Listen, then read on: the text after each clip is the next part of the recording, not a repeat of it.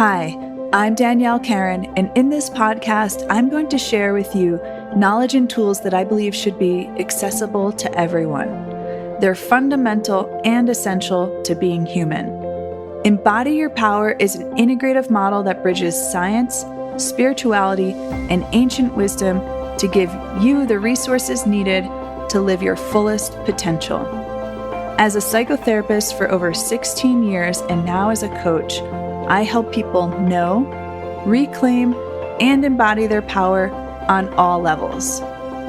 It's my mission to help you connect to your unshakable resilience, to know true power and freedom, to be sovereign, and to remember your divine nature. If you're wanting to learn tools to release layers of conditioning, heal from trauma, feel at home in your body, have inner peace, expand your capacity for joy, connect spiritually, and take a journey with me to embody your power, then this podcast is for you. Thank you for joining me.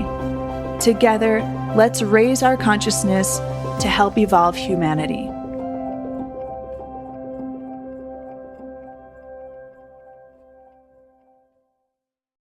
Love is fundamental and essential to awakening consciousness.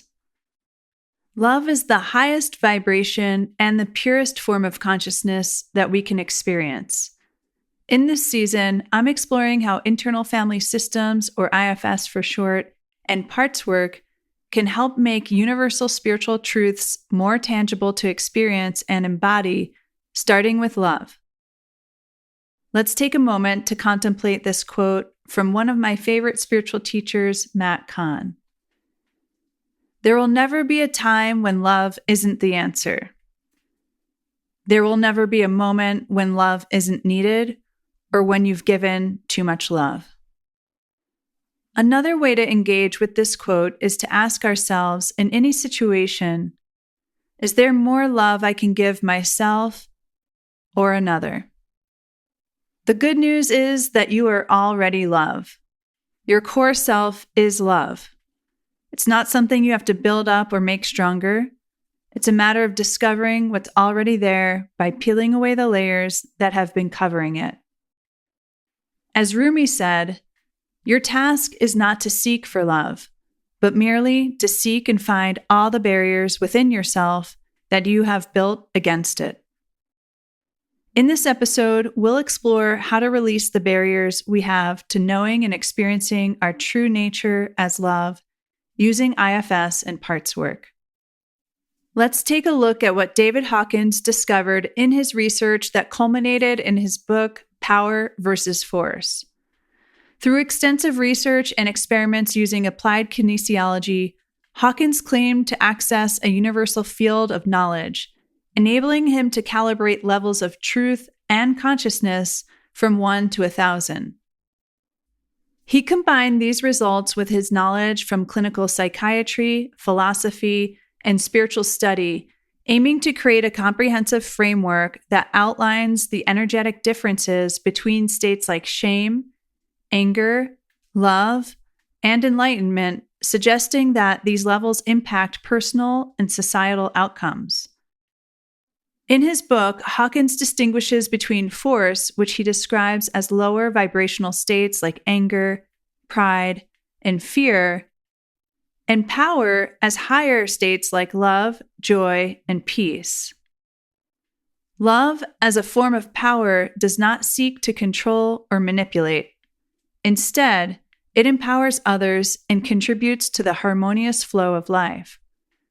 Let me repeat that. Love empowers others and contributes to the harmonious flow of life. Force, by contrast, is associated with coercion and conflict. According to the book, love has a transformative effect on the individual and the world. It elevates consciousness, heals wounds, and creates an environment where growth and peace can flourish.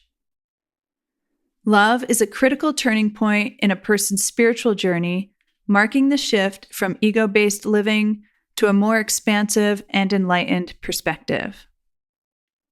Hawkins defines love as a state of consciousness that transcends the ego, or our parts, and connects individuals with higher truth and unity, our core self. Hawkins highlights unconditional love as a state where there are no conditions, judgments, or expectations attached to loving others. This kind of love is associated with understanding, compassion, and acceptance, aligning with higher spiritual truths. Our core self is unconditionally loving, and it doesn't have expectations or an agenda. We can see that it doesn't jump in and save us. It loves our parts on the journey of awakening. David Hawkins shares in this quote, "Love is misunderstood to be an emotion. Actually, it is a state of awareness, a way of being in the world, a way of seeing oneself and others. Love is not what you do. Love is what you are." Love can be understood as the fundamental force of creation and the most powerful energy in the universe. Love is the essence of unity, harmony, and alignment with the natural flow of life. When we act out of love, we align ourselves with the natural order of the universe and become co-creators with it. Love is the path to unity and connection with others, the planet, and the cosmos. Love transcends the ego and separation, and it's through love that we can experience oneness with everything around us. Ram Dass, a psychologist and spiritual teacher, often emphasized that pure consciousness is synonymous with unconditional love. When one is fully in touch with their true consciousness, they naturally express love, compassion, and kindness towards others. Ram Dass believed living from a place of pure consciousness means acting from love in all situations, recognizing the divine in everyone and everything. The type of love he's referring to is not personal or possessive, but is a natural expression of our core self. Expressing compassion and love towards ourselves and others is a way to align with this higher consciousness. I loved hearing Ram Dass share the story about his guru, Maharaji, who was said to have embodied and lived in a state of pure, unconditional love.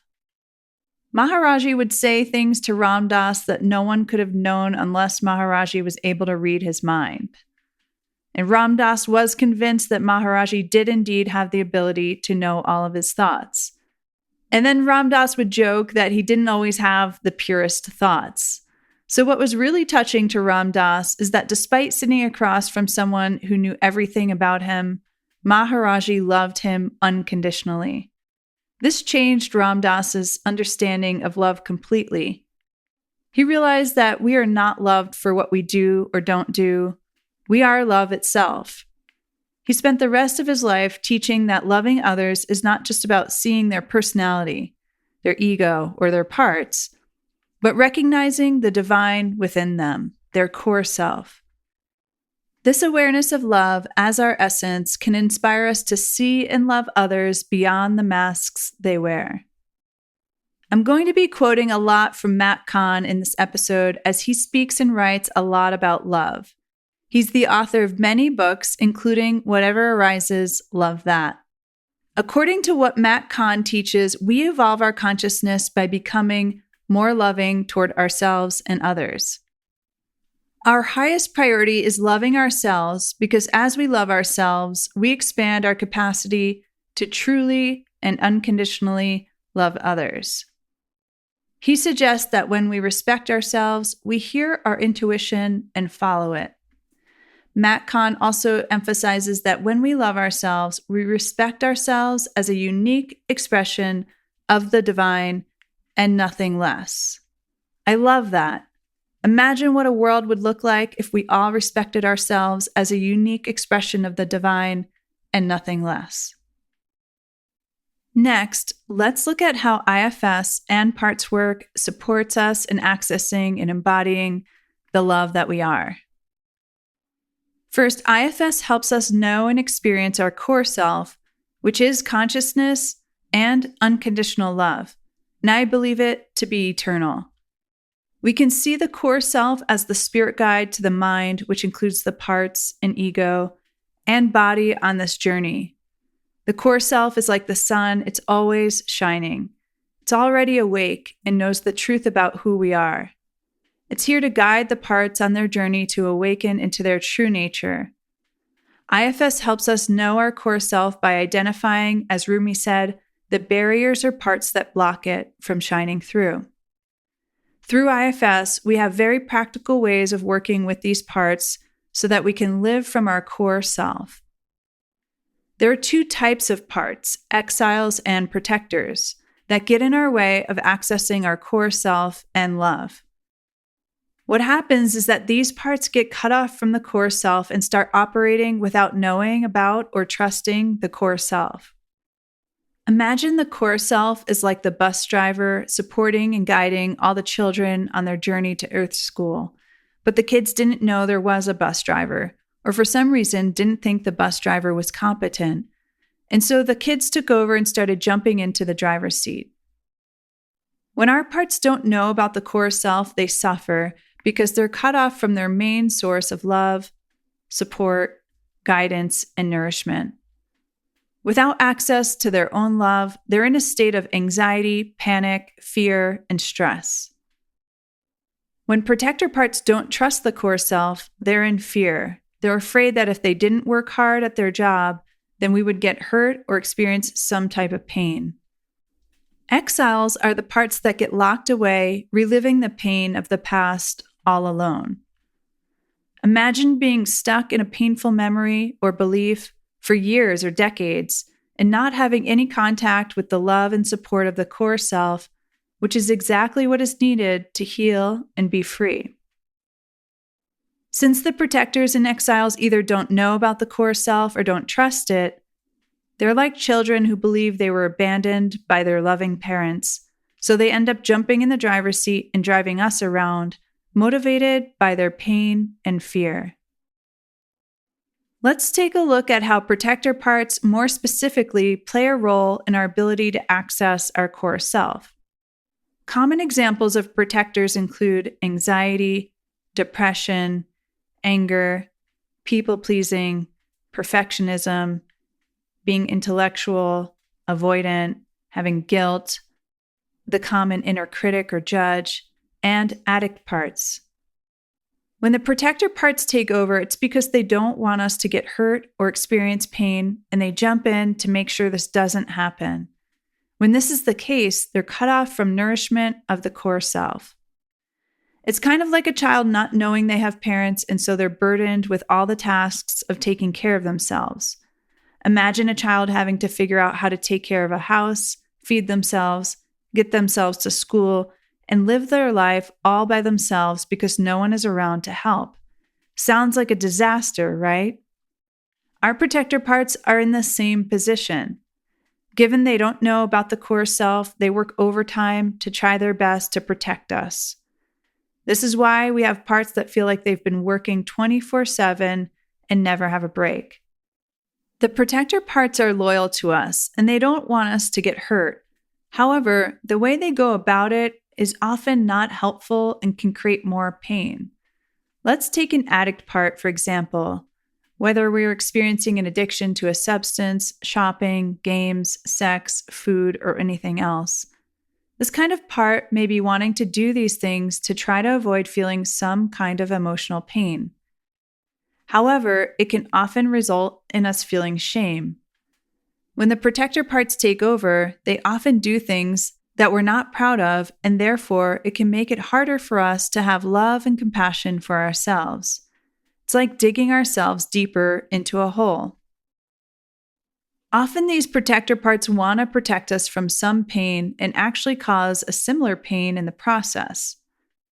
For example, many protectors would rather us criticize ourselves to avoid the pain of someone else criticizing us. The logic of the parts is if I feel good about myself and someone comes along and judges or criticizes me, I could feel caught off guard. I could go from feeling good to bad, or I could doubt myself for feeling good about myself. But if I'm already judging and criticizing myself, and I'm already feeling bad about myself, then when someone else judges or criticizes me, then it won't really hurt because I've already put myself in that position. This is a good example of how many protectors operate. Keep in mind the main thing that they don't want you to feel is emotional pain. However, they can cause a tremendous amount of emotional pain by criticizing us constantly to be prepared for any criticism that can come our way in the future. This is similar to protective parts that will do anything to prevent us from feeling happy, hopeful, elated, or excited. Sounds a little strange, right? But it's very common. I see it all the time. It's like it's too risky to feel happy and elated. There are protector parts that don't want us to experience the pain, despair, and disappointment when that feeling ultimately shifts. It's an illusion to think that we can control the nature of change and impermanence, but these types of protectors can often keep us feeling numb, flat, doubtful, hopeless, or apathetic so that we don't have ups and downs. In order to accomplish this, though, they have to cloud out our core self. Now let's take a look at how exile parts can specifically play a role in our ability to access love and our core self. When the exile part takes over, we end up feeling consumed by their emotional pain.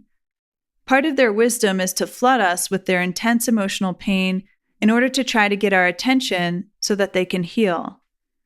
Common feelings of exiles include feeling ashamed, rejected, alone, powerless, wrong, and not good enough.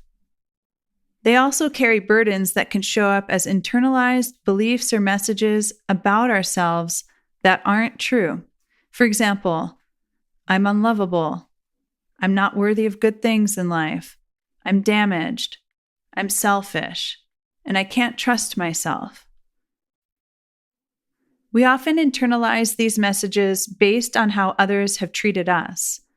When we've had experiences where we didn't feel loved, then it can create a challenge for some parts to trust and accept the love of the core self.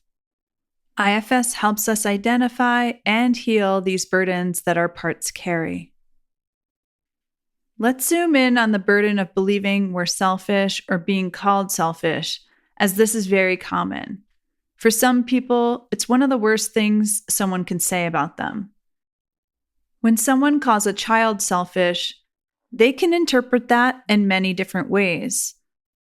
For example, they might think, it's not okay to think of myself first, or take care of myself, or receive something nice for myself, or have the center of attention, or truly enjoy something that they like. People who are concerned about being seen as selfish by others are usually not selfish and benefit from working with the parts that are preventing them from fully embodying and expressing themselves. Sometimes when we're hurt or abused by narcissists, a part of us vows never to be selfish because we know what kind of pain can come from that. But there's no nuance in that decision. The parts can actually go to the other extreme of being selfless. This type of burden can also be passed down through families and cultures who believed it's not okay to be selfish and can create an inner conflict where we feel ashamed, threatened, or abandoned for loving and taking care of ourselves. Somehow, this type of burden confuses selfishness with loving ourselves, and that if we're loving ourselves, we're not being thoughtful of others or even harming them. So if you have parts carrying a burden around selfishness, it's important to work with them so that you can have greater access to your own innate love. This is an important cultural burden to call attention to because, as Matt Kahn exclaims, loving yourself will always be of the highest importance. The more loving we become, we evolve our consciousness. Another way that our burden parts can create challenges around self-love is the fact that their main emotions are pain and fear. Fear can be seen as the opposite of love, and that's the main emotion of the protector parts. Again, they're afraid if they don't do their job, you would get hurt or experience some type of pain. The pain of our exiles energizes the protector parts to take over and try to do anything they can to prevent this pain from being felt. In addition, if we're overwhelmed by the pain of our parts, we can have a hard time feeling love for ourselves because we don't have access to our core self in those moments. The fears and the needs of our parts all come from a need to survive. We could say that we are both animal and divine, with our animal nature completely motivated by survival while the divine is not. Our body, the vehicle for the journey, and our parts on the journey of awakening are driven by survival. Our DNA is wired for survival. Our core self, on the other hand, is the divine within and the guide to our parts on the journey. It's not orienting from survival. The core self, as Dick Schwartz says, is whole, indestructible, and cannot be damaged. If you knew you were indestructible, would you be concerned about survival?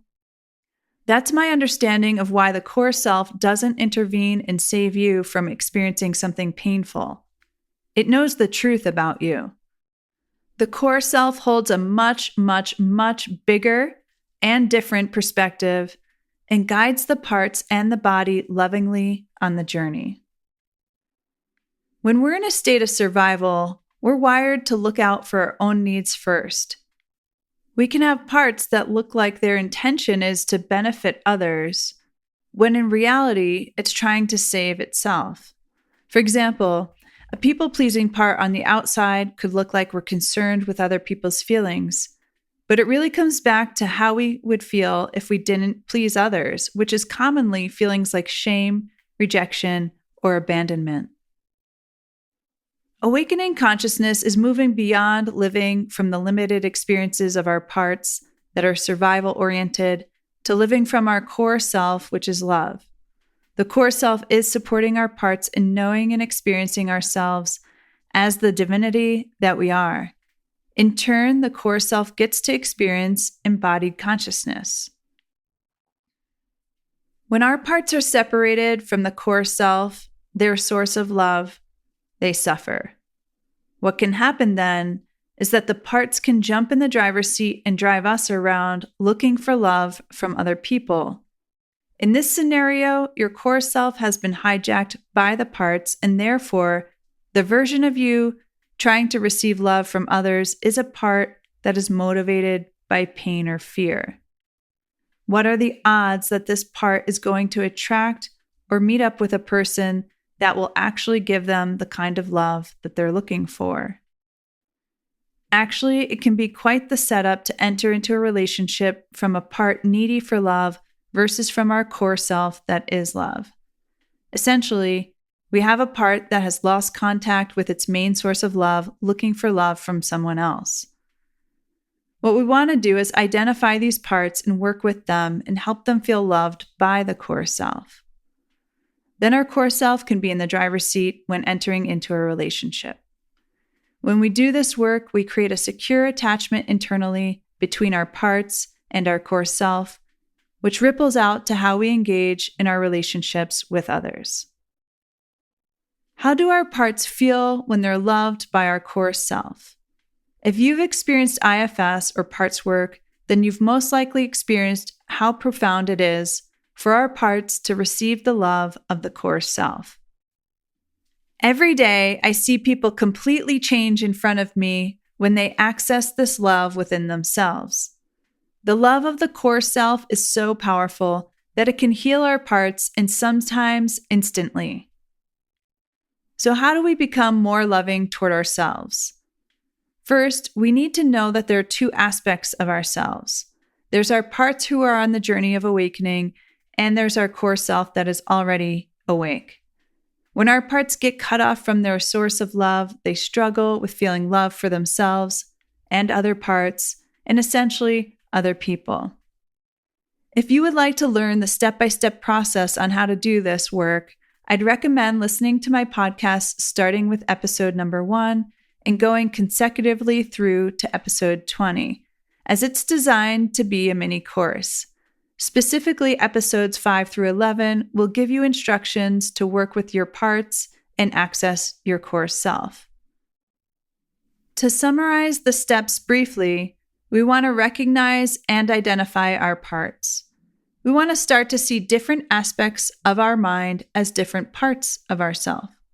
For example, when we feel anxious, we want to see it as a part and realize that it's not all of who we are.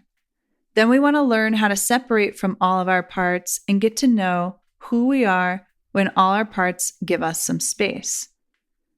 I recommend taking some time to get to know the qualities of the core self that arise. Sometimes the only thing we might feel at first is a sense of emptiness. And that's okay. If that happens, I encourage you to stay curious and give it some time, as the core self will emerge. It can be helpful to imagine pausing the parts to deepen into understanding our core self as pure consciousness, pure love. Then we can bring this loving consciousness to the parts, which is exactly what they've been waiting for. The love of our core self is the nourishment that can bring about profound internal healing, health, and harmony, which supports all of our external relationships as well. I once heard Matt Kahn suggest that we only speak to ourselves and others as we would a young child. This is essentially what we're doing in IFS. We're learning to speak to our parts in a loving and compassionate way. If we speak to them with aggression, judgment, fear, or annoyance, they react accordingly. And they know that your core self isn't the one who's interacting with them. So there's no fooling the parts. When we interact with our parts from our core self, we see very positive results. Through the love and support of the core self, our parts can feel seen and heard, relax, heal, unburden, integrate past experiences, reclaim their power, experience inner peace, and ultimately awaken into their true nature. What happens if we don't do the work to heal our parts with our loving, conscious core self? The parts that we don't love in ourselves are often the same parts we judge in others. Here's another way to think about that. What we judge in others is what we haven't loved and accepted in ourselves. In order to be more loving toward others, we have to love ourselves more. Often, other people's parts aren't so easy to love and have compassion for because we have parts that react with pain and fear. Judgments that we have of others are ways to identify our unhealed parts within ourselves. The origin of our judgments reside within us. Another one of my favorite spiritual teachers on my path, Byron Katie, is the author of Loving What Is, and she's best known for her method of self-inquiry called the work. This simple yet profound process involves questioning stressful thoughts and judgments to reveal deeper truths, leading to inner peace and healing. Her teachings emphasize that our judgments of others are projections of our own unhealed parts. And by turning inward and questioning our thoughts, we can free ourselves from suffering and transform our perception of reality. Byron Katie is known to say, "It's not your job to like me, it's mine." When we judge someone, it may reveal that we have not fully accepted or loved ourselves.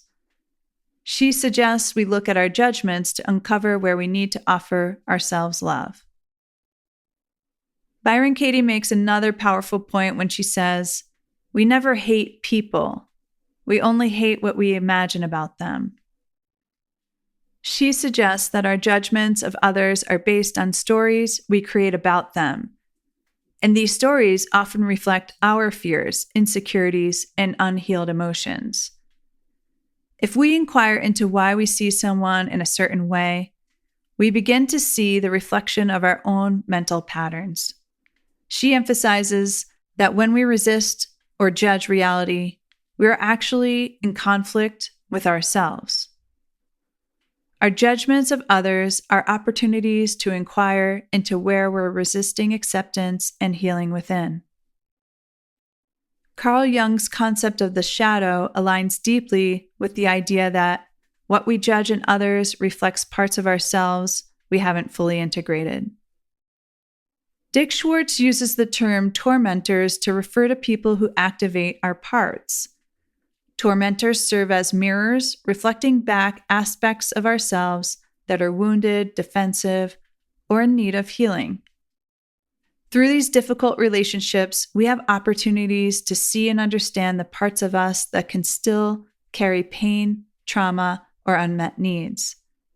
Instead of viewing these people as threats or enemies, Dick Schwartz encourages approaching these interactions as chances to bring compassion to our own inner system and to work toward healing the parts of ourselves that are activated in these exchanges.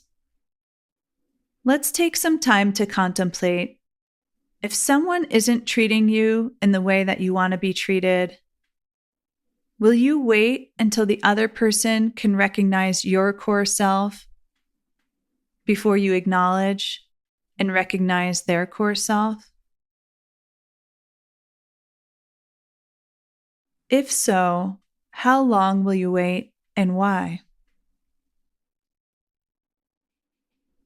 Matt Kahn asks, when someone isn't recognizing the divine in you, will you respond as the divinity that you are? I offer these questions to inspire you, not to give you a reason to criticize yourself.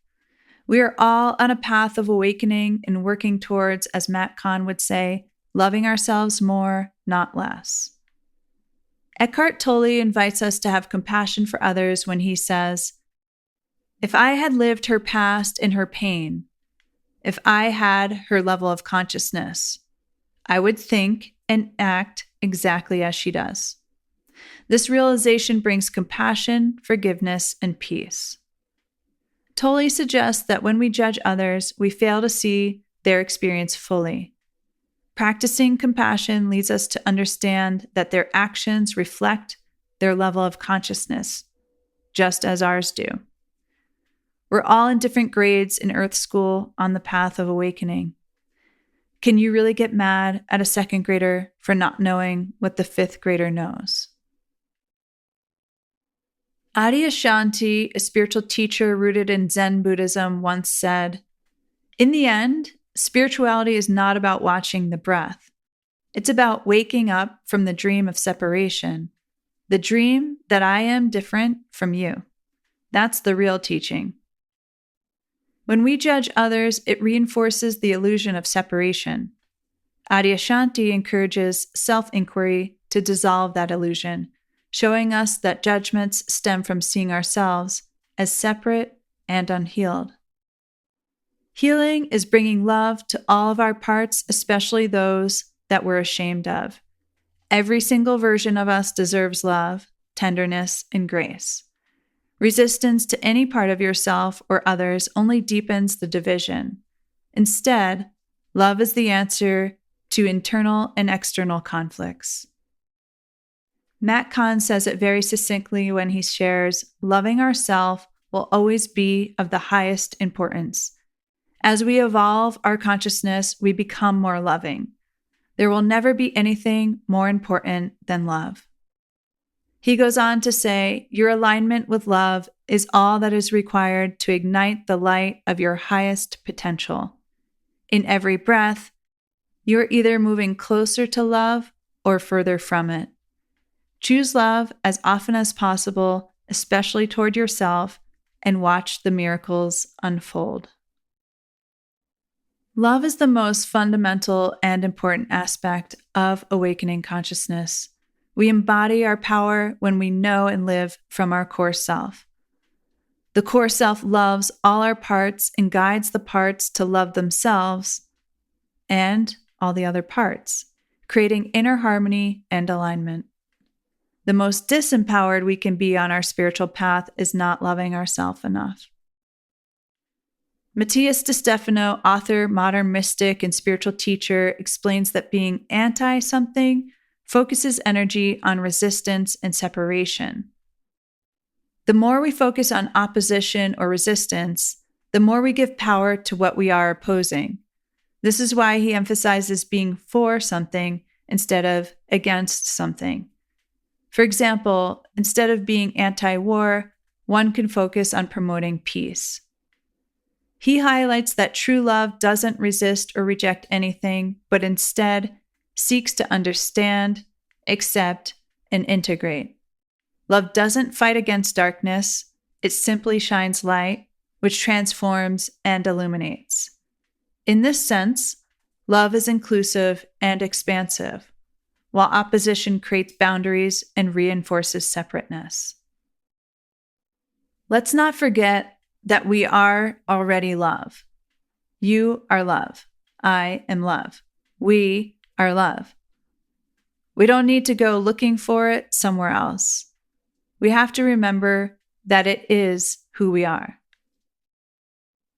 In this podcast, I provide you with the tools to work through the obstacles to love. Let's love ourselves on the path of awakening as we go through the process of forgetting and then remembering who we truly are. We're all awakening into our true nature, all at different stages and ages. We're all in different grades here at Earth School. As we wrap up this episode, I'll leave you with this quote by Jimi Hendrix. When the power of love overcomes the love of power, the world will know peace. At the end of this episode, I invite you to think of one way you can love yourself more and how you can make it a priority. If you'd like to listen to a guided meditation to support you in accessing your core self and innate love, please check out episode 25. If you're interested in diving deeper into this work with a small group of like-minded people, I'm offering 3 different spiritual exploration groups starting in March of 2025. One group will be for IFS practitioners. Another group will be for therapists and coaches who are not IFS practitioners but are interested in IFS and parts work. And a third group for non-practitioners or clients of IFS, those of you who have used this work for your own personal healing and growth. If you're interested, you can find more information on my website, daniellekaren.com.